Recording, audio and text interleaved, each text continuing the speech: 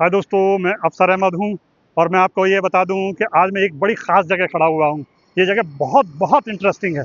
और अ, आपने आगरा में ताजमहल का नाम सुना दोस्तों, आपने आगरा में लाल किले का नाम सुना दोस्तों, और बहुत सारी बहुत शानदार बड़ी बड़ी मॉन्यूमेंट्स हैं। 3 वर्ल्ड हेरिटेज मॉन्यूमेंट्स हैं। फतेह सिकरी भी यहीं है, एतमादौला भी यहीं है। लेकिन कुछ खास एक ऐसी जगह भी है जो लोगों की नज़रों से छूट गई है, और जो मैं इस वक्त आपको दिखा रहा हूँ, ये अभी का नहीं है।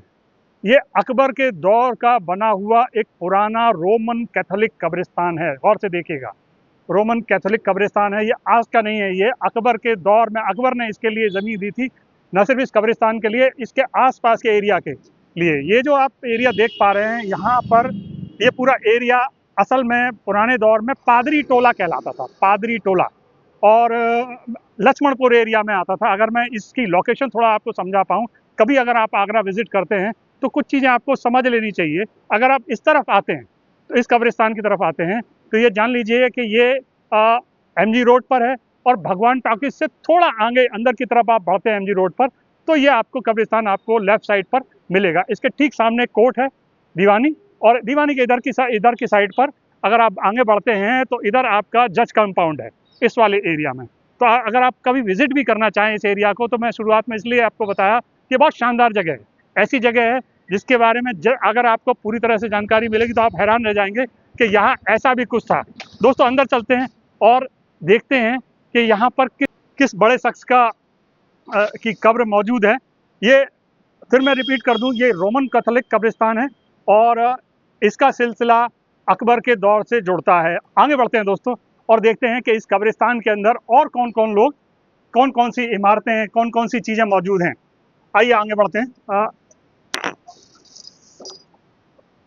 ये देखिए, ये पुराने तर्ज का भी बना हुआ है। अगर आप इसको देख पा रहे हैं तो ये मॉन्यूमेंट्स को, अगर अगर आप इस पूरे कब्रिस्तान को समझ पा रहे हैं तो इस कब्रिस्तान को देखिए ज़रा। मैं यहाँ घुसा हूँ और मैं बस ये बताना चाहता हूँ कि ये जगह बहुत शानदार है, बहुत अच्छी है। और यहाँ कुछ ऐसी शख्सियतों की कब्र है जो वास्तव में हिस्ट्री के बहुत नायाब पन्ने हैं, और उनके साथ बड़े बड़े इतिहास के चीज़ें जुड़ी हुई हैं, बहुत सारी कहानियाँ जुड़ी हुई हैं। और देखिए, आप देख पा रहे होंगे कि ये सिर्फ एक कब्रिस्तान नहीं है। अब हम थोड़ा सा आगे बढ़ते हैं। इस कब्रिस्तान में जो पहली सबसे बड़ी इमारत है, वो ज़रा देखिए इसको। आपने ताजमहल देखा होगा, वाइट ताजमहल, ये लाल ताजमहल है। और इस ताजमहल को अगर आप गौर से देखेंगे, ये बेहद खूबसूरत है। छोटा है लेकिन इंटरेस्टिंग है। अगर आप इसको देख पा रहे हो, इस ताजमहल को, तो देखिए इसका स्ट्रक्चर लगभग लगभग लगभग वैसा ही बना हुआ है जैसे ताजमहल का है। हालांकि इसमें चारों तरफ आप कह सकते हैं कि मीनारें नहीं हैं, लेकिन जो सेंट्रल स्ट्रक्चर है वो लगभग वैसा ही बनाने की कोशिश की गई है जैसा कि ताजमहल है। अब ऐसा, इसके पीछे एक बड़ी रोचक कहानी है, इस पर भी हम चर्चा करेंगे। पर पहले एक बार समझ लेते हैं कि ये एरिया जो है किस तरह का है। आप देखिए इसका जो बेस बनाया गया, जो जो इसका स्ट्रक्चर बनाया गया, वो लगभग वैसा ही है। आप देखिए, जैसे ताजमहल में एंट्री होती है, इसी तरह से मेन उसकी वैसे ही यहाँ पर एंट्री के लिए ये जगह बनी हुई है। आप यहाँ से ऊपर की तरफ बढ़ सकते हैं।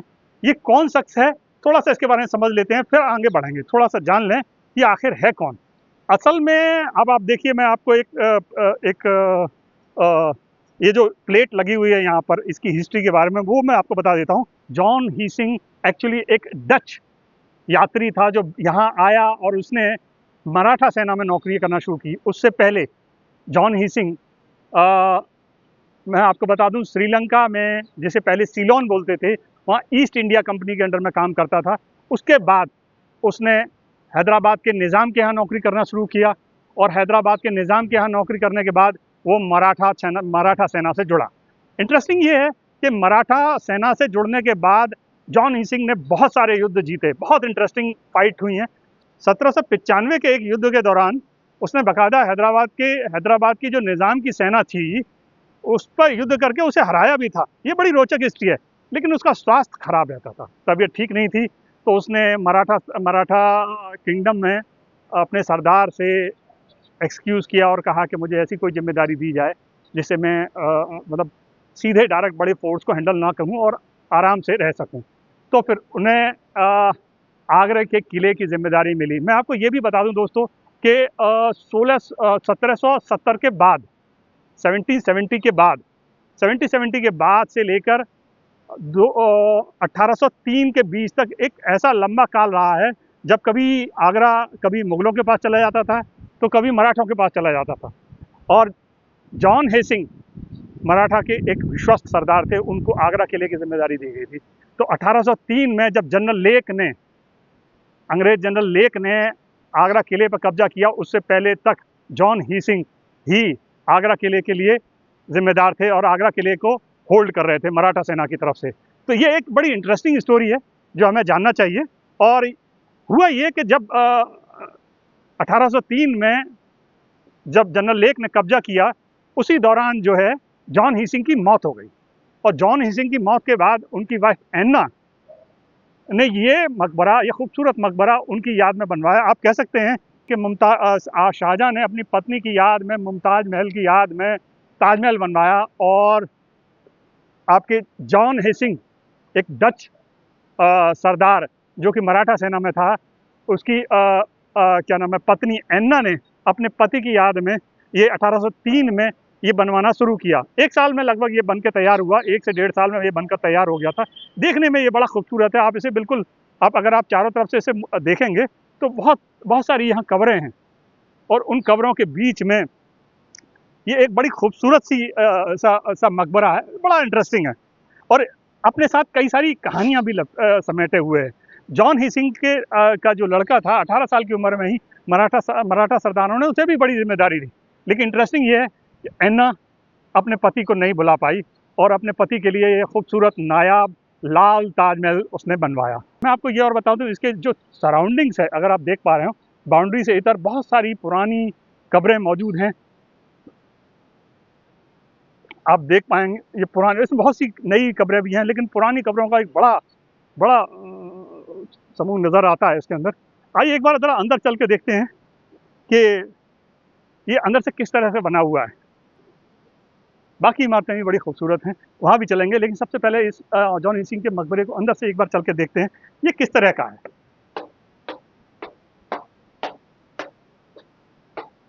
ये देखिए, ताजमहल में जिस तरह से सेंटर पवेलियन बनता है, उसी तरह से यहाँ पर भी एक छोटा लेकिन ठीक उसी तरह का बनाने की कोशिश की गई है।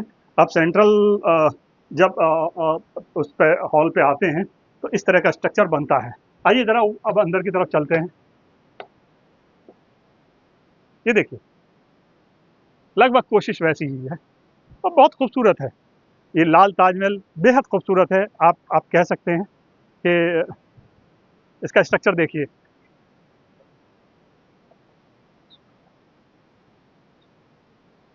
ये ठीक वैसे ही है।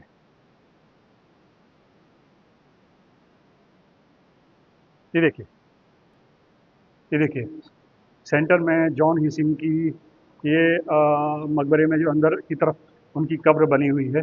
और मैं अगर कहूँ तो अगर आप इस पूरे एरिया को देख पा रहे हों या समझ पा रहे हों तो इस स्ट्रक्चर को आप ये कह सकते हैं, इस पूरे बड़े पुराने कब्रिस्तान में, अकबर के दौर के इस कब्रिस्तान में सबसे शानदार बेहतरीन इमारत यही है। मैं आपको बता दूं कि इसमें बहुत बड़े बड़े किरदार हैं जो इस समय ज़मीन में सोए हुए हैं। बहुत बड़े किरदार हैं और उनके साथ बहुत बड़ी बड़ी स्टोरीज़ हैं और उन पर हम चलेंगे। मैं आपको बता दूं, अब आप देखिए, यहाँ से आप देख पा रहे होंगे ये इमारतें बेहद लाजवाब हैं। मतलब जो भी कब्रें तैयार की गई हैं वो बहुत खूबसूरत हैं और एक अलग ही अंदाज लिए हुए हैं। एक इसे कहते हैं आर्किटेक्चरल मार्वलस है, सुपर बना हुआ है। अब आप देखिए, एक कब्र बनी है, कब्र के ऊपर एक बेहतरीन स्कल्पचर तैयार किया गया है, बहुत खूबसूरत है। इसके ठीक साइड में अगर हम आते हैं तो इसी तरह का स्ट्रक्चर यहाँ नज़र आता है। तो अभी इस वक्त हम ऊपर की तरफ हैं। आप देखिए, पीछे की तरफ भी लगभग वैसा ही स्ट्रक्चर बनाने की कोशिश की गई है और एंट्री करते हैं तो ये इस तरह से नीचे जाते वक्त इस तरह से दिखाई देता है। ये बेहद खूबसूरत है और अच्छा भी है, लेकिन ये खामोश है। जिस कब्रिस्तान में आप अगर आप एंट्री करते हैं तो बहुत ज़्यादा लोग दिखाई नज़र नहीं आते, लेकिन हाँ, इसकी हिस्ट्री खुद ब खुद इसकी इमारतें बयान करती हैं। आप जब भी उनकी तरफ देखते हैं तो आपको समझ में आता है कि इसका हिस्ट्री बहुत शानदार है, इंटरेस्टिंग है और इसको जानना समझना किसी के लिए भी रोचक हो सकता है। कोई भी जो आगरा विजिट करता है, मैं ये ज़रूर कहूँगा कि इस छोटे लाल बेबी ताज की तरफ आगे बढ़े। इस लाल ताजमहल को मतलब कम लोग यहाँ आते हैं, लेकिन ये अपनी अपनी तरह बेहतरीन निर्माण का नमूना है, बेहतरीन स्ट्रक्चर है। इसका स्ट्रक्चर भी अगर आप देख पा रहे होंगे तो बिल्कुल ताजमहल सरीका ही है। हालांकि मीनारों का स्ट्रक्चर जैसे आप देखते हैं, ये डिज़ाइन बना हुआ है, ऐसा लगता है जैसे प्लानिंग की गई है, उसके बाद इसे छोड़ दिया गया है। आप देखिए सेंट्रल में कुछ स्ट्रक्चर बना हुआ है और स्ट्रक्चर बना के छोड़ दिया गया है। ऐसा लगता है यहाँ से काम बंद किया गया और इतना ही छोड़ा गया है। अब ये भी काम का हिस्सा तो हो सकता है कि एक लिमिटेशन है। अब आप देखिए यहीं से आपको और भी बड़े बड़े आपको क्या नाम है, इसी तरह के मकबरे देखने को मिलेंगे। ये बड़े खूबसूरत हैं। दूसरे मकबरे में भी चलेंगे, लेकिन सबसे पहले इसको देखते हैं कि ये किस तरह का है और अंदर से ये किस तरह का दिखाई देता है। एक बार ज़रा अंदर देखने की कोशिश करते हैं। ये देखिए, ये अंदर से ये कब्र अंदर से बेहद भव्य नज़र आती है। आप देखिए एक बड़ी प्लेट इस पर रखी हुई है। आमतौर पे कब्रें इतनी बड़ी, इतनी ऊंची नहीं हुआ करती हैं, लेकिन ये प्लेट आप देख सकते हैं काफ़ी बड़ी है और ऊंची है। और इसी तरह से आवाज़ इको भी कर रही है। आप ये भी देखिए कि यही आवाज़, इसी तरह की आवाज़ जब कभी आप ताजमहल में होते हैं, इसी तरह की आवाज़ इको करती है। तो ये कब्र है और ये जॉन हीसिंग का मकबरा है। जॉन हीसिंग एक ऐसा किरदार जिसने मराठा सेनाओं को बहुत बहुत एडवांटेज दी। और अगर आप आसपास की कब्रों को अगर देखें तो ये मकबरा उन सबसे शानदार और बड़ा बना हुआ है। और मैं ये भी बताता चलूँ कि आपको इसकी हिस्ट्री भी बहुत शानदार है। आप जॉन ही सिंह का पूरा संघर्ष और जॉन ही सिंह की मौत के बाद उसकी वाइफ का वो प्यार, जो कि शाहजहां जिस तरह से मुमताज़ से मोहब्बत करता था और उसने एक बेहतरीन इमारत बनवाई, उसी तरह से ये इमारत आप देख सकते हैं।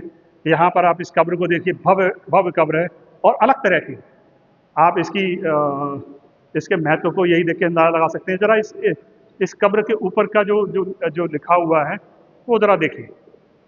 मैं आपको एक तरह से ऊपर से एक बार पढ़ाने की कोशिश करता हूँ। ये देखिए, John William Hessing, late a colonel in the service of Maharaja Daulat Rao Scindia.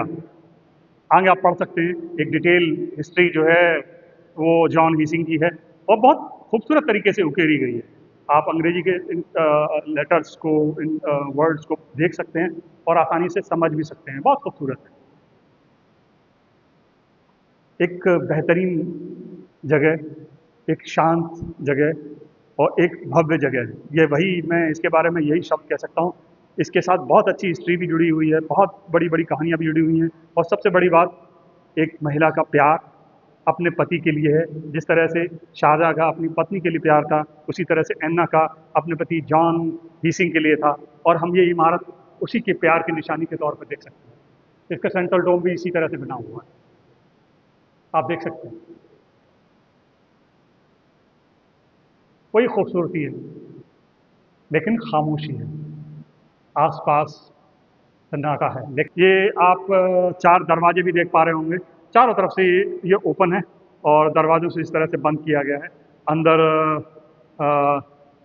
Entry से पहले ये जालियाँ लगा दी गई हैं। कई वजहों से कई बार जानवर भी घुस आते हैं, चीज़ें ख़राब होती हैं, तो उन सबसे रोकने के लिए ऐसा किया गया है। इमारत बहुत खूबसूरत है, आप देखिए वही डिज़ाइन स्ट्रक्चर लेने की कोशिश की गई। आप देखिए इसी तरह की फूल पत्तियाँ आपको ताजमहल में नज़र आती होंगी, वही फूल पत्तियाँ यहाँ भी नज़र आ रही हैं, लेकिन वो लाल पत्थर पर उकेरी गई हैं, ना कि सफ़ेद संगमरमर पर। दोस्तों अब ज़रा बाहर चलते हैं और देखते हैं कि इस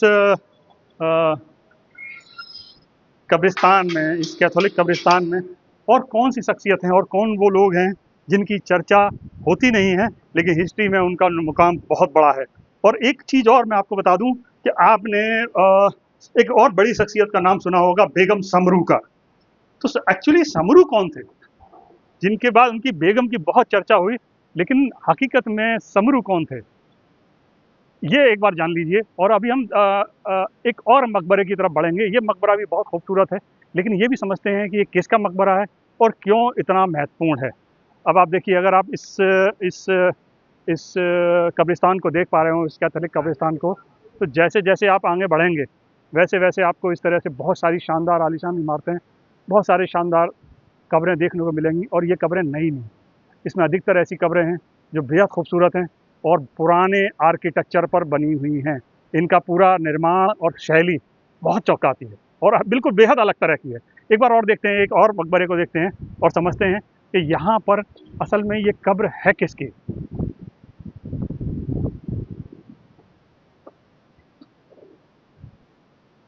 ये देखिए, ये एक और कब्र है, ये बहुत खूबसूरत इनका भी मकबरा है। ये है mister France Ellis, died at Agra 14 January 1868, age 60 years. ये भी बहुत खूबसूरत मकबरा बनाया हुआ, हालांकि ऊपर इसके अब ये काफ़ी पुराना हो चला तो होने लगा है, लेकिन बना बहुत अच्छा है। तो ये आप इस मकबरे को भी देख सकते हैं। मैं आपको सिर्फ ये कहना चाहता हूँ कि पुराने दौर में कुछ ऐसी चीज़ें हैं जिनके बारे में चर्चा बंद हो गई। लोग ये समझ नहीं पा रहे हैं कि ये बेहतरीन आर्किटेक्चर के नमूने हैं जो अब देखने को नहीं मिलते हैं।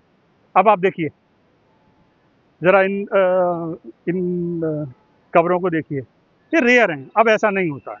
अब इस तरह की चीज़ें तैयार नहीं की जाती और इस तरह की चीज़ें बनाई नहीं जाती हैं। मैं आपको ये और बता दूँ, ये थोड़ा-सा कहते हैं बिल्कुल अलग है। ये कैथोलिक जो कब्रिस्तान है, ये रोमन कैथोलिक कब्रिस्तान है, ये नायाब है। अकबर ने इसके लिए बाकायदा ज़मीन दी, उसके बाद ये हमें कब्रिस्तान ही देखने को मिलता है और भी बहुत सारी बड़ी ज़मीन दी गई थी अकबर की तरफ से। इसमें ये कब्रिस्तान का हिस्सा भी शामिल है। ये बचा रह गया, बाकी सारी चीज़ें समय के साथ थोड़ा-सा धूल-धूसरित हो गई। एक और चीज़ है जिसके बारे में हम नेक्स्ट एपिसोड में चर्चा करेंगे, वो है आपका अकबरी चर्च।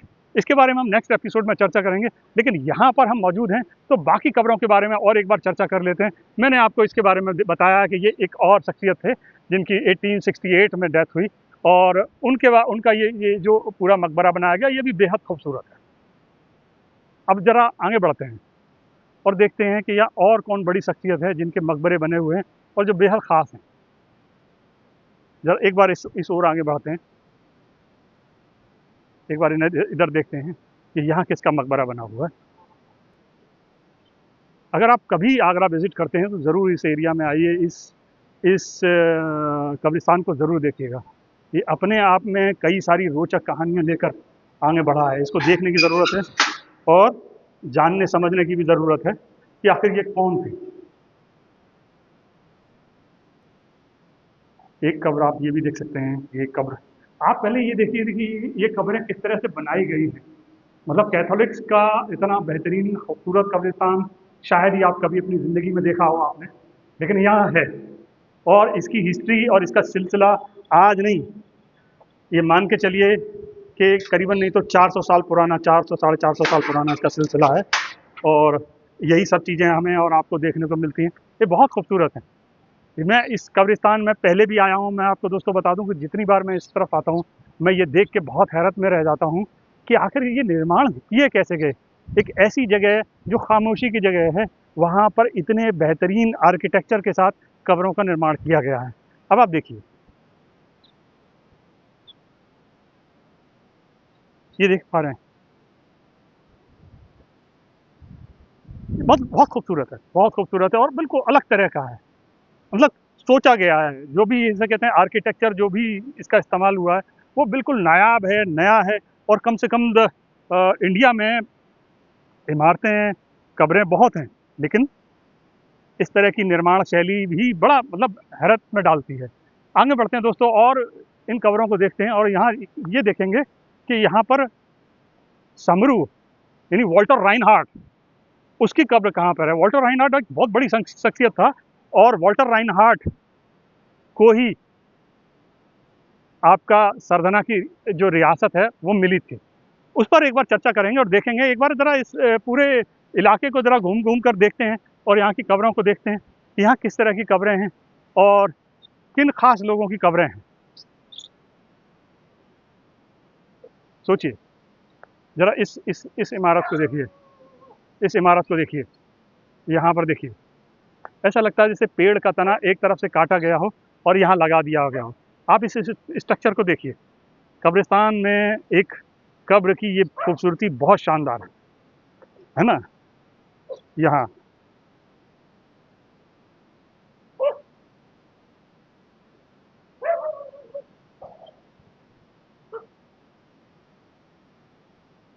ये देखिए, ऐसा लगता है जैसे एक पन्ने का हर्फ मोड़ा गया हो। और यहाँ पर 1917 की एक ये कब्र है, अगर आप देख पा रहे हो तो ये 1917 की कब्र है। और ये 1853 की कब्र है। माफ़ कीजिएगा, ये 1927 की कब्र है। आप ये देखिए कि इनके स्ट्रक्चर किस तरह से तैयार किए गए इन द मेमोरी ऑफ ये 1856, देख पा रहे हो तो ये 1856 की एक कब्र है। इसी तरह के मतलब बहुत बहुत शानदार शैली में कब्रों का निर्माण किया गया। ये बहुत चौंकाता है दोस्तों। इसको अगर हम पूरा देखते हैं, चारों तरफ से देखते हैं, तो इसकी हर कब्र जो है एक नया अंदाज दिए हुए है। और ये सिमेट्री क्योंकि बहुत पुरानी है, तो आप मान सकते हैं कि इस कब्रिस्तान में ऐसे बहुत सी शख्सियत दफन हैं जिनके साथ बहुत बड़ी बड़ी हिस्ट्री जुड़ी हुई है, बहुत सा इतिहास जुड़ा हुआ है जो काफ़ी कुछ बयान करता है। ज़रा एक बार और ज़रा आगे बढ़ते हैं और देखते हैं ये कब्र किसकी है। ये पढ़ने में साफ नहीं आता, लेकिन ये अलग सेपरेट एक कब्र बनाई हुई है।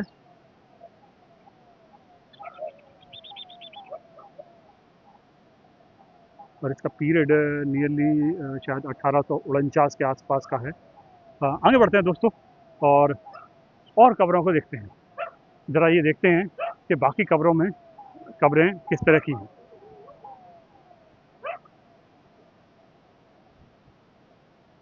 एक और कब्र है, देखिए ज़रा क्या लिखा है। She is not dead but only let sleeping in the sweet refuge of her master breast and her master breast and ear from sorrow, toil and weeping. She is not dead, but only talk, rest. अलग तरह की, ये भी अलग तरह की कब्र है। अगर आप देख पा रहे हैं तो ये भी बिल्कुल बिल्कुल बिल्कुल बिल्कुल अलग तरह की कब्र बनी हुई है। ये पुरानी सिमेट्री जितना आप देखेंगे ये पूरी रहस्य से भरी हुई है। और पूरा तो कहते हैं कि हर बार चौंकाती है। अगर आप देख पा रहे हो तो इसके ठीक उधर की तरफ ये आपका हाईवे जा रहा है। हाईवे से अगर आप देख पा रहे हो, हाईवे से रास्ता गया है। बगल में इसके यहाँ जो बहुत पुराना फेमस टॉकीज है, भगवान टॉकीज कहलाता है, भगवान टॉकीज से ठीक लगा हुआ है। अगर आप थोड़ा सा मैं आपको जूम करके भी दिखाऊँ तो ये देखिए, यहाँ पर एरिया मेंशन है कि कहाँ कहाँ के लिए रास्ता गया हुआ है। और इधर आपका फ्लाईओवर में, फ्लाईओवर आपको दिख पा रहा होगा, ये फ्लाईओवर है। यहाँ ये फ्लाईओवर में, ये मैं बता दूँ आपको, ये नेशनल हाईवे का फ्लाईओवर है। और यहीं से मेन रूट निकला हुआ है, लेकिन साथ में ये भी निकला हुआ है ना। और इसके साथ साथ आपका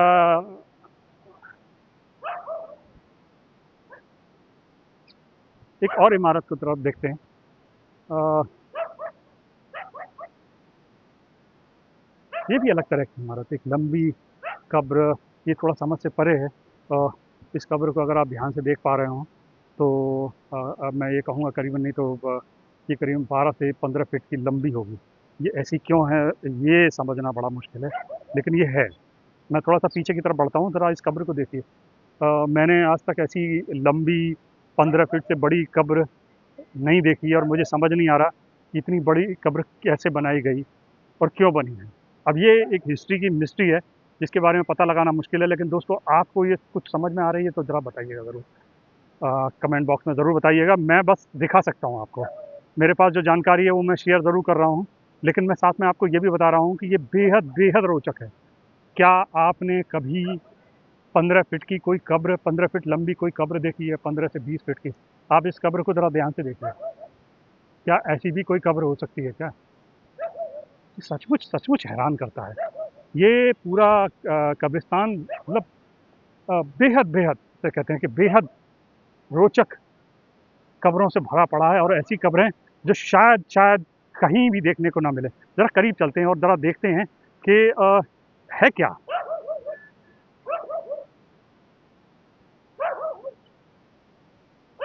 ये है M S Dean who departed this life of the 27th August 1860, aged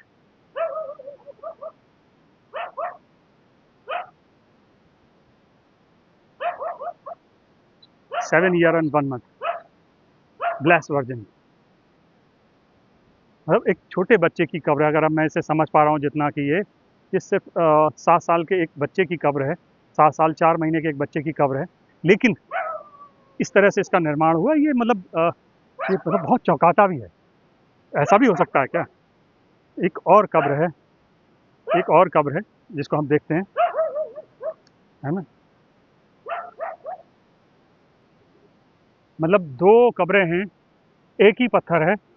और हैरान ये करता है कि 2 कब्रें एक ही पत्थर है, और एक ही पत्थर 2 कब्रों में किस तरह से इस्तेमाल हुआ होगा, जबकि इनका समय काल अ, समय काल भी ज़रा एक बार मैच कर लेते हैं। 27 अगस्त 1860, यहाँ जो इस कब्र के इस साइड जो लिखा हुआ है वो 27 अगस्त 1860 लिखा हुआ है। और यहाँ पर क्या लिखा हुआ है, ज़रा एक बार इसको भी देख लेते हैं। यहाँ लिखा हुआ है आपका,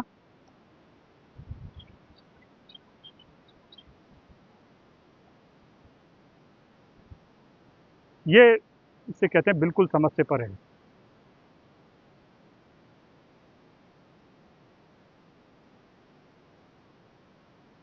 इसमें कोई डेट मेंशन नहीं है, मतलब इसमें कोई पर्सन मेंशन नहीं है, तो संभवतः ये एक ही किसी शख्स की कब्र है।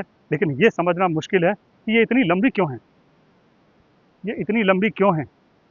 इसका उत्तर आप लोग देखिए और ढूंढिए, तलाशिए कि ऐसा होता है क्या, कि कोई कब्र कैथोलिक्स में इतनी बड़ी इतनी लंबी होती है क्या। इसका जवाब मिलना चाहिए। ये है, और ये अब की नहीं है, ये 1860 की है, ये भी जान लीजिए। ये पुरानी कब्र है, ऐसे क्यों है ये मेरी समझ से परे है।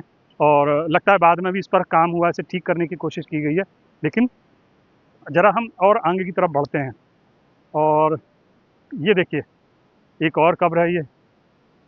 अ, इसमें समय 1700 समथिंग का है, लेकिन ये अभी मालूम, ये बहुत पुरानी कब्र लग रही है, बिल्कुल साफ दिखाई दे रहा है।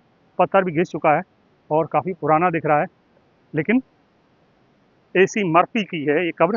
लेकिन इसकी ऊपर की परत क्योंकि ज़्यादा जानकारी नहीं है, तो इसके बारे में ज़्यादा पता लगाना मुश्किल हो रहा है। आगे बढ़ते हैं और एक और कब्र को देखते हैं। ये कब्र है आपकी 38 साल के, 1874 में ये किसी शख्स की डेथ हुई थी। उसके माफ़ कीजिएगा, 38 साल में 1874 में मौत हुई थी। ये उसकी ये कब्र है। एक और इंटरेस्टिंग कब्र है, दो जुड़वा कब्र एक साथ नज़र आ रही है। ये सब सब बहुत बहुत, अब आप देखिए बिल्कुल इसका स्ट्रक्चर भी ज़रा ध्यान से देखिए। कोई कह सकता है कि ये कोई कब्र है? इस तरह इस खूबसूरत अंदाज में इस कैथोलिक चर्च की, कैथोलिक कब्रिस्तान में कब्रें बनी हैं। और ये बहुत पुरानी, 200 300 250 साल पुरानी कब्रें हैं, आप कह सकते हैं। सब सब ये 1854 की है, 1854 की कब्र है। अब आप देखिए खूबसूरत स्ट्रक्चर देखिए, सचमुच सचमुच हैरान करता है, सचमुच। और मैं आपको बता दूं, यूरोप से बहुत से लोग अपनी जड़ें तलाशने के लिए इस कब्रिस्तान की ओर रुख करते हैं। उनके दस्तावेज़ों में ये कब्र मौजूद है, और वो अक्सर कर ये रिकॉर्ड में भी रखते हैं और यहाँ आते भी हैं, और किसी न किसी तरह इसकी जानकारी भी रखते हैं। बदकिस्मती देखिए, हमको हमारा पता नहीं, हमको पता ही नहीं है कि इतना खूबसूरत एक बेहतरीन शानदार कब्रिस्तान भी आगरा में मौजूद है। बड़ी इमारतों, बड़ी बड़ी खूबसूरत इमारतों के बीच में इस कब्रिस्तान का इतिहास छुप चुका है दोस्तों। लेकिन अगर आप आगरा आते हैं तो मैं आपसे ज़रूर कहूँगा कि एक बार इस कब्रिस्तान की तरफ भी आएगा। इस कब्रिस्तान में बहुत कहानियाँ हैं, और हर कहानी, जो भी इस कब्र में सोए हुए हैं उनके साथ एक बड़ी बड़ी कहानी है। बहुत शानदार शानदार यहाँ मकबरे मौजूद हैं। और कैथोलिक्स का ये हिस्ट्री, कैथोलिक्स की जो हिस्ट्री है कैथोलिक्स की, वो अकबर से जोड़ती है। आप ये देखिए कि मतलब शुरुआती स्टेज का ही सब कुछ है। और हम बात कर रहे हैं, हम ईस्ट इंडिया कंपनी के बारे में डिस्कशन करते हैं, हम बहुत चिंतित होते हैं, बातें करते हैं, पर नहीं, सिलसिला यूरोपियंस का बहुत पुराना है। बहुत पहले से यूरोपियंस इंडिया आ रहे थे, और मुग़ल दरबार में आ रहे थे, और उन्हें यहाँ ज़मीनें भी मिली, सम्मान भी मिला, और वो यहाँ रहे भी। कईयों की सेना में, कोई मराठा की, कोई मुग़लों की सेना में रहे, अलग-अलग उसमें पदों पर रहे, और उनकी कब्रें भी यहाँ मौजूद हैं, और कई सारी हिस्ट्री लेकर आई हैं। आप इन्हें देखिए, ये भी एक पुरानी कब्र है। मैं आपको ये और बता दूँ कि ये जो पत्थर आप देख पा रहे हैं, ये जो आप पत्थर देख पा रहे हैं, ये पत्थर पुराना है। जब इस तरह का पत्थर लगता है तो इसका मतलब ये है कि ये पत्थर पुराना इस्तेमाल हुआ है। ये येलो पत्थर बाद में आना शुरू हुआ, रेड पत्थर पुराना पत्थर होता है। और अगर ये है तो इसका मतलब ये चीज़ काफ़ी पुरानी है। अब आप देखिए इस कब्र को देखिए, इस कब्र पर येलो पत्थर है, लेकिन इसका घेरा लाल पत्थर से लगा हुआ है। इसका मतलब ये पुरानी कब्र है जिसमें शायद बाद में भी कुछ काम किया गया। ये थोड़ा सा समझने की ज़रूरत है। आगे बढ़ते हैं, और भी कई इमारतें और उनके साथ हिस्ट्री जुड़ी हुई है। अब आप देखिए, आगे बढ़ते हैं। ये देखिए, ये पत्थर पुराना है। अब आप देखिए, इस पर अभी तक आपने जो पढ़ा और आपने जो देखा, आपको सब अंग्रेजी में मिला। लेकिन इस पत्थर को देखिए और इस कब्र को देखिए। ये कब्र पर जो आपकी लिखावट है वो देखिए, ये अलग है। ऐसा नहीं होता है। मतलब यूरोपियंस अपनी भाषा या इंग्लिश का इस्तेमाल करते हैं, लेकिन यहाँ पर आप देख पा रहे हैं कि ये भाषा अलग है। ये चौंकाता है। ये देखिए, ये भी एक कब्र है, और ऐसी कई कब्रें हमें देखने को मिल रही हैं जिनका ना सिर्फ आर्किटेक्चर अलग है, बल्कि उनका पूरा का पूरा एक दूसरे से सेपरेट है। बहुत कुछ कहता है। अब ज़रा देखिए, इन कब्रों को देखिए। मैं आपको दोस्तों ये और बता दूं, यहाँ दो और बड़े मकबरे मौजूद हैं, जिसमें एक है जॉन मेलेडोनाल्ड का, और दूसरा है आपका एक ऐसा शख्स जिसके बारे में कहा जाता है कि उसने ताजमहल का नक्शा डिज़ाइन किया। हालांकि ये बात विवादित है। लोग कहते हैं कि जेरोनिमो वरीनियो ने ताजमहल का नक्शा डिज़ाइन किया। हालांकि इस बात में दम नहीं लगता, लेकिन हाँ, तर्क तो है, लोग जवाब देते हैं। और उस जेरोनिमो वरीनियो की कब्र भी यहीं पर इसी कब्रिस्तान के अंदर मौजूद है। ये बहुत बहुत इंटरेस्टिंग है। उस कब्रिस्तान में, मतलब इस कब्रिस्तान में बड़ी बड़ी शख्सियत हैं। जेरोनिमो वरीनियो, वैसे तो ये कहा जाता है कि ये नक्शा ईसा आफंदी ने तैयार किया था शाहजहाँ के लिए, ताजमहल बनाने के लिए। लेकिन कई सारे कॉन्ट्रडिक्शंस हैं। इस कॉन्ट्रडिक्शंस में ये भी हैं, तो आप ये देख सकते हैं। इस इमारत को देखिए, यहाँ कई खूबसूरत कब्रें हैं। आप देखिए, आप देख सकते हैं। अलग अलग ये बना हुआ है। इसको देखिए, ये बना हुआ है, और एक छोटा सा चर्च टाइप बना हुआ है यहाँ आने के लिए, लोगों के खड़े होने के लिए। ये भी कब्रिस्तान के अंदर मौजूद है। और मैं आपको बता दूं कि ये देखिए, बड़ी खूबसूरत सी कब्र मौजूद है। आप इसको भी देख सकते हैं। ये देखिए, 1793 की ये कब्र है। आप देखिए इसके स्ट्रक्चर को और इसके डिज़ाइन को देखिए।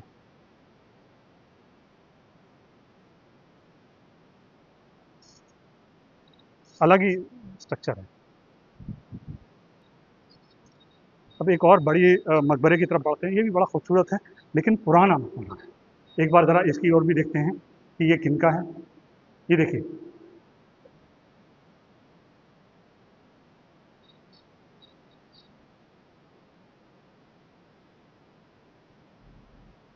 सेवनटीन 78 1778 की ये कब्र है। और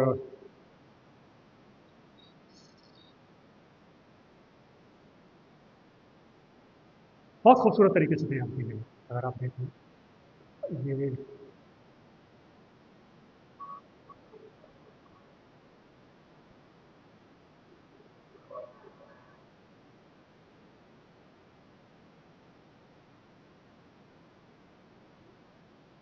जालियाँ लगी हुई हैं। इसका डिज़ाइन थोड़ा सा खूबसूरत है और अलग भी है बाकी बाकी सबसे। और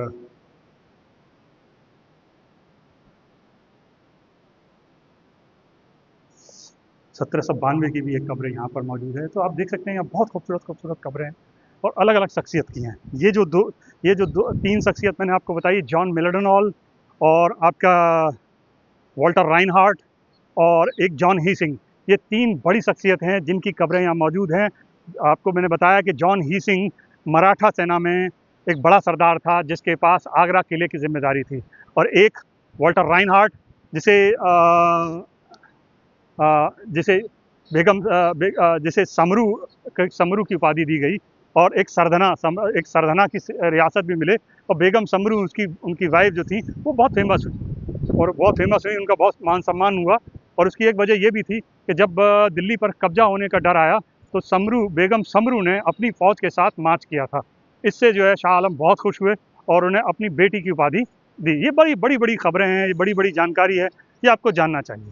और यहाँ जो आप देख पा रहे हैं, यहाँ बहुत सारी चीज़ें हैं। दोस्तों, मैं फिर कहूँगा एक बार इस कब्रिस्तान को ज़रूर देखिएगा। इसमें कहानी, इतिहास और बहुत सारी रोचक आर्किटेक्चर आपको देखने को मिलेंगे जो आपने कभी नहीं देखे होंगे।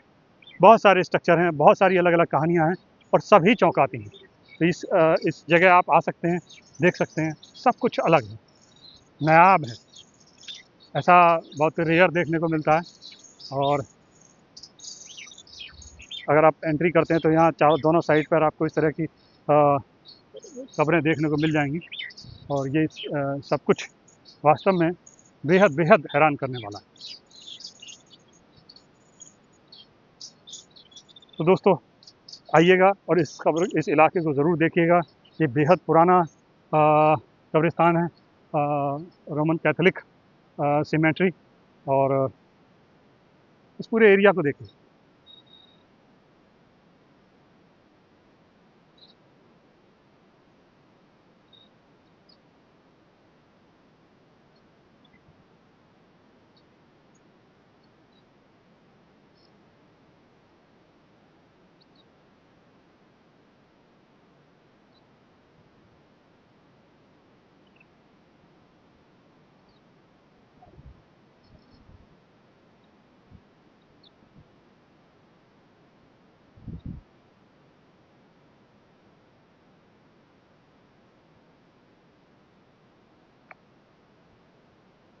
यहाँ आपको कई नायाब कब्रें देखने को मिलेंगी, बहुत खूबसूरत और अपने तरह की एकदम अलवेली इमारतें, अलवेली कब्रें जिनके बारे में आपने कभी सुना भी नहीं होगा।